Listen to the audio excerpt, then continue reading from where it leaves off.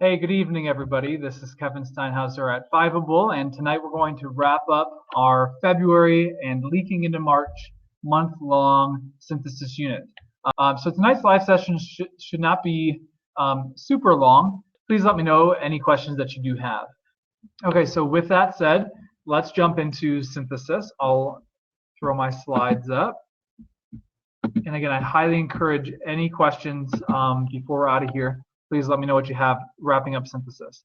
We've looked at an overview, we've looked at an effective intro, an effective body paragraph. Tonight we'll look at conclusions. So I call it bring it full circle because you are in control of the argument when it comes to synthesis, and therefore your argument must end very strong. Now I'll talk a lot tonight as we get through my PowerPoint presentation here. Are conclusions necessary? We'll talk about that. And what should they look like? We'll talk about that as well. Clear claims. Now here's where it starts to diverge from argument, the argument essay. Synthesis, you must cite at least 3 different sources. I've talked at length in previous live sessions about 3 to 4 sources being the sweet spot. Don't try to oversight. By that I mean the goal is not to include a reference or a citation from all 6 to 8 sources provided.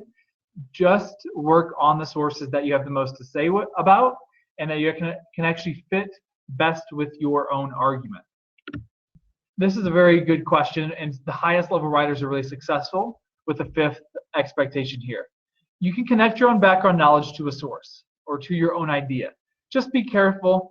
A whole body paragraph clearly should not go off just talking about your life experience or ideas, but you can blend your own life experience and ideas within a source. Basically, think about it this way. Every single idea that you present or claim that you present should be backed up with a source. Now, the work is not done then. It's all at that point on how you can logically explain and critically think through that source and connect it to your claim. Now, the icing on the cake might be having some background experience in the subject. You can bring that up, but the goal is, let me make a clear claim, cite a source that backs it up, and really unpack and have some commentary on why that source proves my claim or helps me prove my claim. All right, so quick reminder, especially if you haven't been, you've kind of been popping in and out of the live sessions, haven't been here every week. You will score a 4 or lower if you do not use all 3 sources, and this is the more common problem, you do not keep your argument central. So not keeping your argument central could look in a variety of ways. One of the most common ways is a student who simply starts to summarize other people's ideas. If you are simply summarizing the ideas of source A, that is no longer your argument.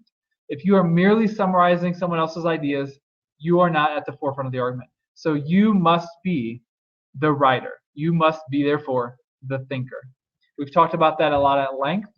We're going to quickly transition our thoughts into conclusion. So sorry about that. I'll check back to make sure the right way to organize your essay. But you must include all of these effective components. So you must include an intro. You must include a conclusion. I'll talk about the must factor here later. And then 2 to 3 body paragraphs. And you heard me, if you were in the live session 2 weeks ago, kind of advocate for 2 body paragraphs instead of 3. So I've laid out my logic there. In short, less is more. Have a couple claims and thoroughly, using synthesis, prove your point. All right, let's talk very briefly about where we've been. So an introduction very quickly sets the tone for the essay. This takes, again, 7 minutes. Clearly introduces the topic, clearly states your position on the topic, and they don't sound like every other essay. In other words, they don't simply just paraphrase the prompt page. The writer brings something else to the table. So that was a live session 3 weeks ago that hopefully was very useful. Now, the most important, of course, is body paragraphs. Again, this takes 14 minutes per body paragraph if I have 2 body paragraphs. So that's 28 minutes, almost half an hour of body paragraph writing. So you clearly argue your position, use the sources to logically prove your claims, and then show how the sources work together to prove your point. That was, again, a very thorough live session 2 weeks ago. Check that out if you missed it. But for the rest of the night, let's focus on those last 3 minutes before proofreading. How do I end with a bang? How do I end effectively?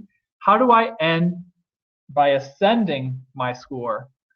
So I'll go through this and I'll talk about a quick note on scoring and how conclusions impact your score.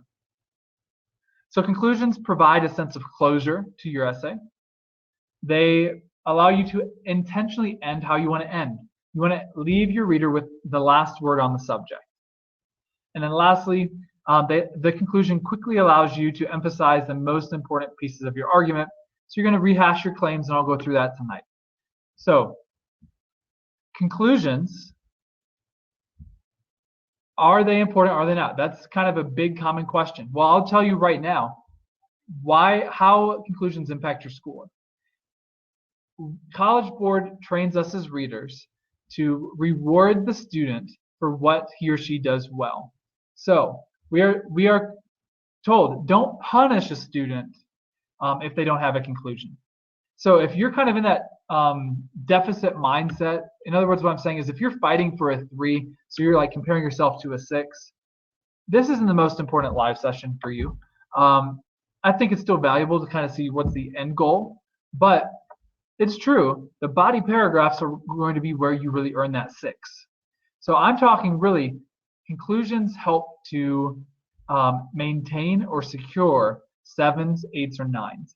Now, a conclusion is not going to bump a 7 to a 9, but a really thought out conclusion can teeter a 7, 8 essay on the side of an 8. So they're going to kind of barely bump you. They're not going to drastically change your score either way. In fact, if you don't have a conclusion, it's not the end of the world, but the best writers are going to want to have them.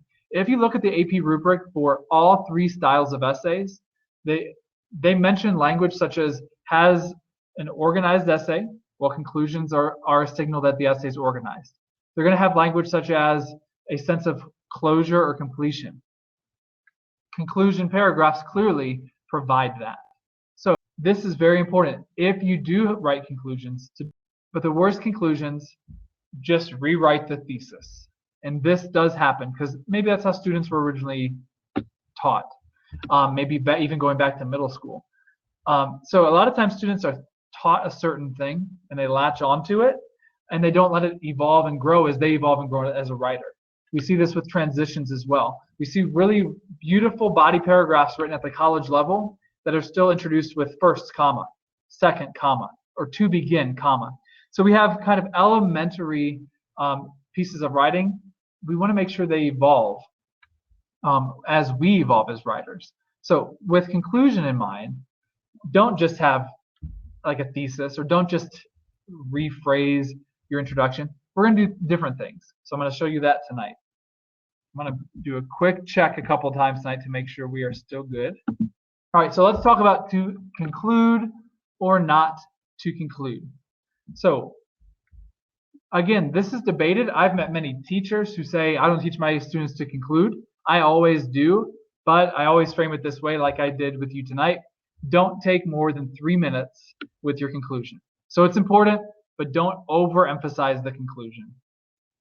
So why is this debated? Again, if students are earning 3s, 4s, and 5s, conclusions are not worth even worrying about in the classroom. It's not worth class time until students are getting to that 6th level. Maybe it's worth a quick lesson, but that's about it. It's not worth much feedback on because the feedback, again, is getting a student to a 6. That's going to be in the body paragraph. So a lot of teachers, and this depends on the school and the population of students, don't worry about conclusions or don't stress them at all because their students just aren't at the point where they're really going to benefit them. Now, once students hit that 6th level, conclusions are definitely worth being brought up, being played around with, being mastered from the student's perspective. So honestly, that's why it's debated. I hope I've made that clear that we are not, as readers, looking to punish. So we're not saying, oh, they didn't have a conclusion, 4. That's not how this works at all. But an effective conclusion can teeter you on to the next step. So in other words, we won't punish, but we can reward you for what you've done well. And I'll be honest, You've heard me say this before, if you've been with me. I grade over 1,000 essays every June at the AP Reading. No matter what the prompt is, the last couple of years I've actually graded synthesis. But no matter what style of essay, I will say it's very rare to find an effective conclusion. I see a lot of conclusions. I see a lot that are pretty vague, blah, general. Not detracting from their score either. So I want to talk about conclusions today that are helping the student. And let me make that clear before I move on. The reason why these mediocre conclusions are not detracting from the student is because they're usually tagged onto 4, 5, or 6 level essays.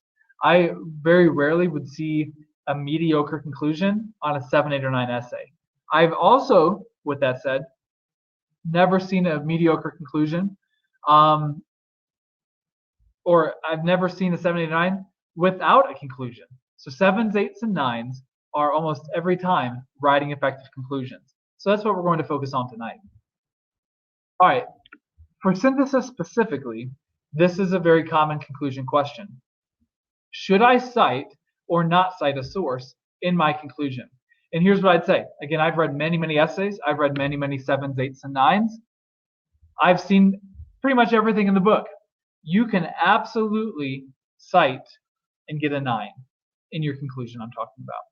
But I'm always going to talk to the most common trend or the most common path to those 7s, 8s, and 9s.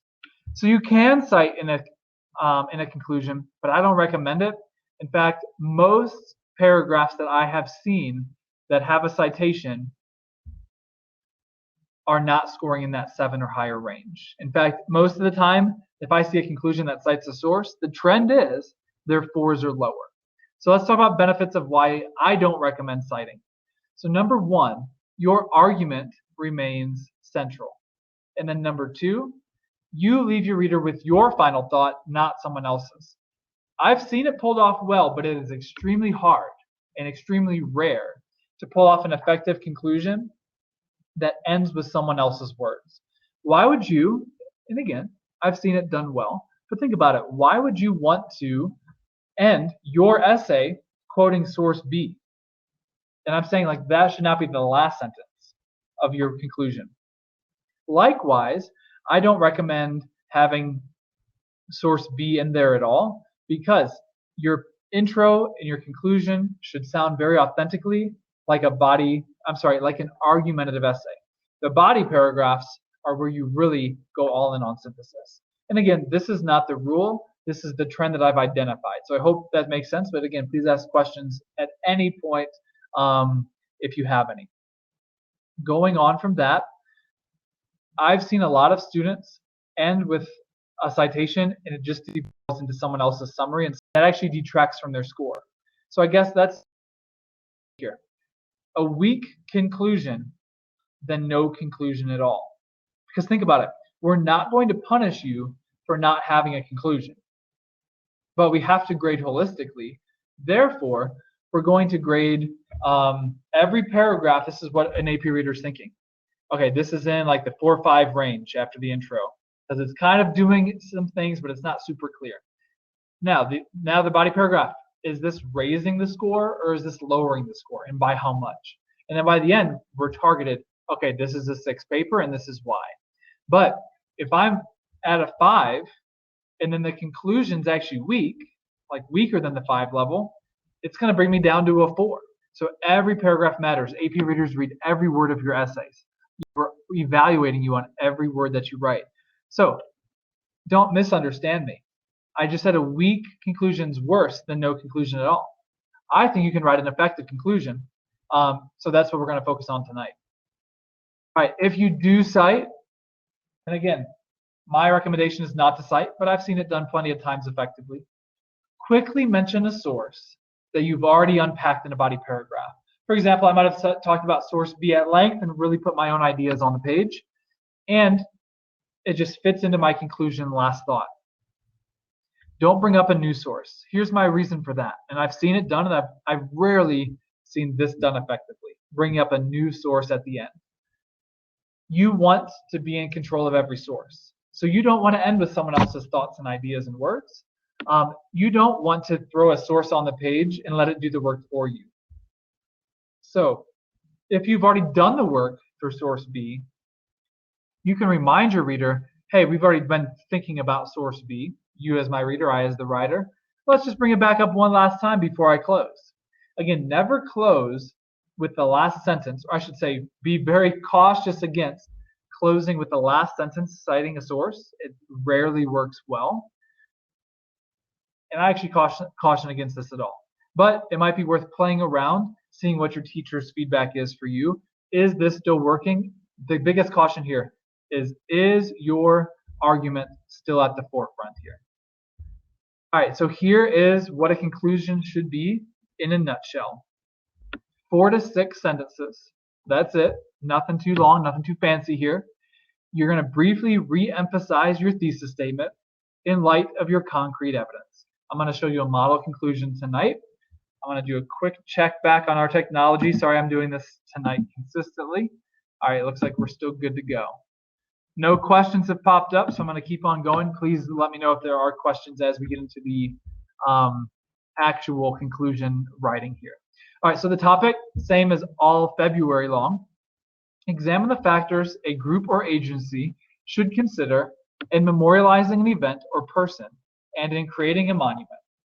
In my thesis from 2 weeks or 3 weeks ago, my model tonight, I have 3.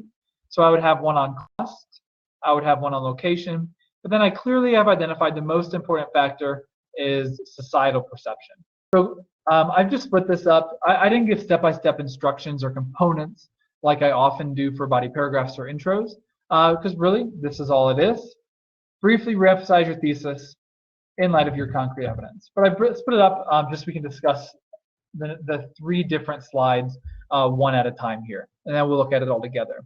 So the first part of my conclusion reads as follows. From downtown New York City to middle of nowhere, Nevada, groups and agencies setting out to memorialize a person or event should put in, so I'm just quickly rehashing, not just cost is important, but some of the most important pieces that I already have unpacked in my body paragraph. So let's just focus on that again. Under the cost umbrella in my first body paragraph. So I'm first talking about practical implications of a budget. Remember I said in previous weeks, I recommend having 2 sources per body paragraph and unpacking them both thoroughly. So that's why I recommend just 2 body paragraphs for a lot of us, just because it's hard to do that thorough of writing 3 different times in a time setting, right? All right, this is my, let's just go back before I go on. This is myself as a writer. This is just my expression. So next I'm going to talk about body paragraph 2 and 3 very briefly. After all, monuments exist to be seen.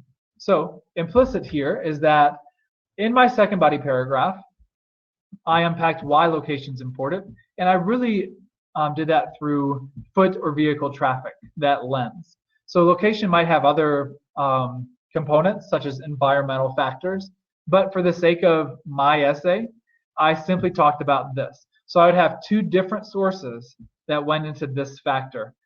Monuments exist to be seen, so we should figure out, as we're figuring out monuments, how we're going to build them, where we're going to build them, how are we going to build a monument, and where we're going to build a monument to maximize viewers, eyes on the monument.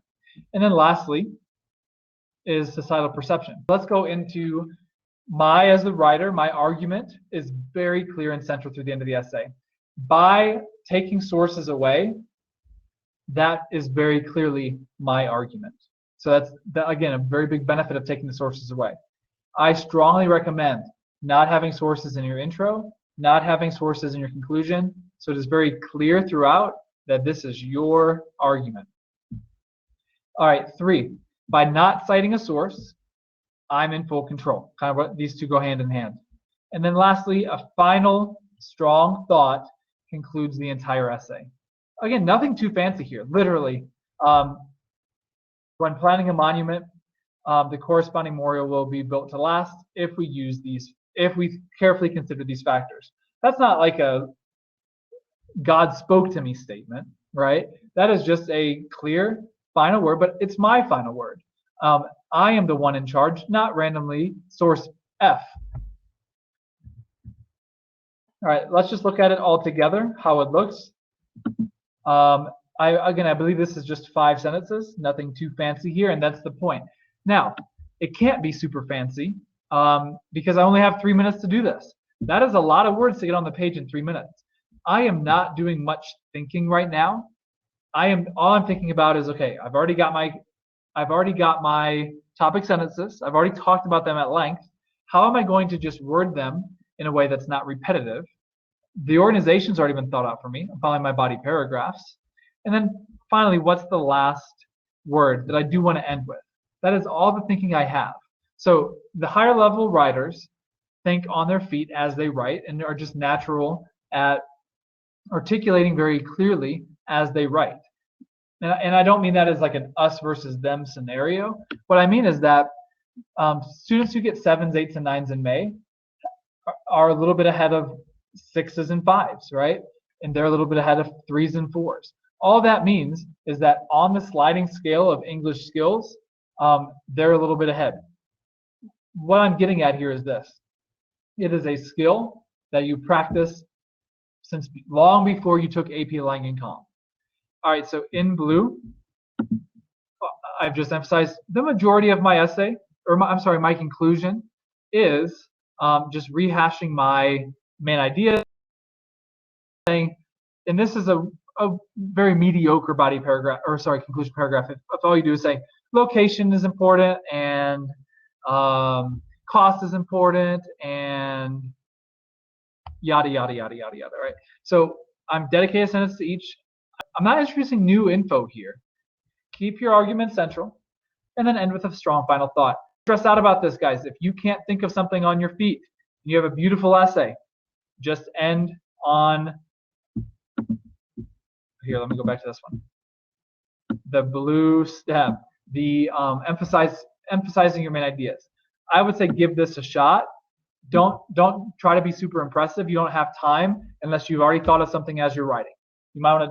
I might have just written down the phrase built to last so I don't lose that final thought. Maybe it came to me halfway through the writing. But don't sit there so close to moving on to your next essay for more than a minute. I mean, that's probably too much to think of your last thought. You should already kind of have that in mind when you get to write it. So that's the hard part about AP Lang. You've got to be clearly thinking on your feet.